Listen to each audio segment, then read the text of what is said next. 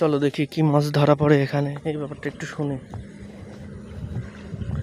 মাছ ধরছে,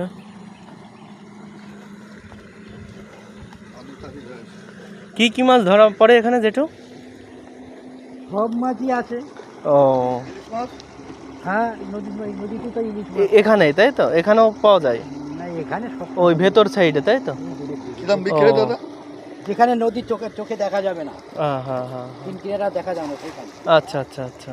এখানে তো এই দেখা যাবে। ওই এখানে ইলিশ কিরকম কি জেঠু তাও? এখান থেকে যেহেতু ধরা পড়ে ও 5-700। ও, বড় ইলিশই নাকি? এখানকার ইলিশের দাম বেশি। ও এখানে দাম বেশি না? এখানকার ইলিশের দাম বেশি। আচ্ছা আচ্ছা আচ্ছা। আপনারা যেগুলো খাল ওগুলো ইলিশ না তো। না না, ও সেই ডায়মন্ড হারবারের।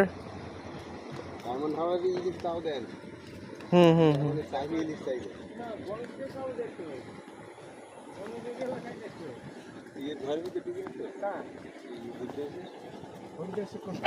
वो रास्ता उठीदा ये उनका जाते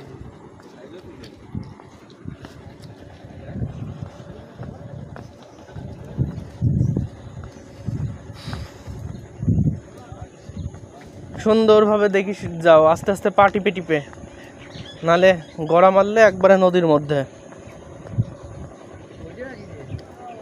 হ্যাঁ, ওইটাই আমাদের লঞ্চ, ওই দূরে দেখা যাচ্ছে। চলো ঘুরে আসি।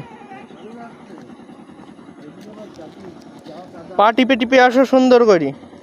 না, মা মাসিরা যখন পড়িনি তাহলে আসো, দেখি দেখি আসো।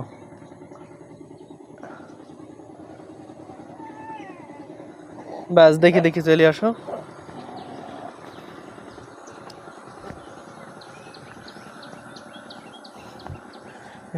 এই দেখো, এই জায়গায় সোনালি শাপলা ফুটি আছে।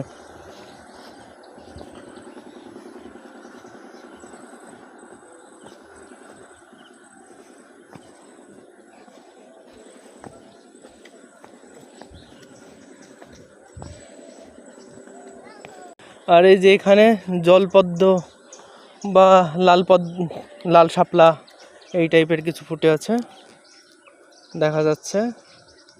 এই তো এবার পরিষ্কার হলো।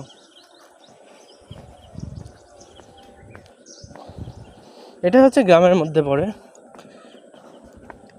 বেশ দারুণ। আর এদিকে ম্যানগ্রোভ অরণ্যের কিছু ভূমিকা দেখা যাচ্ছে।